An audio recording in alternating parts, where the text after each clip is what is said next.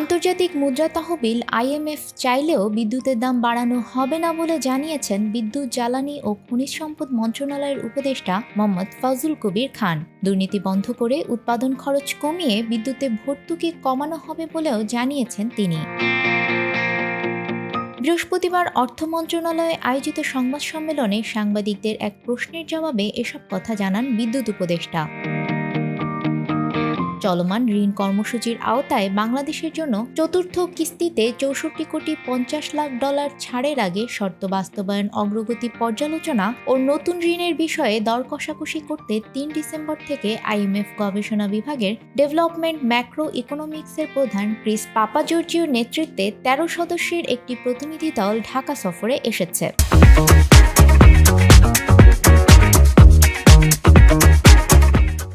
অর্থ মন্ত্রণালয়ে আয়োজিত এই সংবাদ সম্মেলনে ক্রিস পাপাজর্জিও বলেন, বাংলাদেশের অর্থনীতির চিত্র খুব একটা আশাব্যঞ্জক নয়। দীর্ঘদিনেও নিয়ন্ত্রণে আসছে না মূল্যস্ফীতি, যা IMF এর ধারণার চেয়েও অনেক বেশি।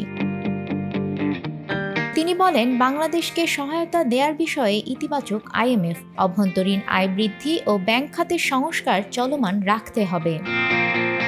নিউজ ডেস্ক, আমাদের সময়।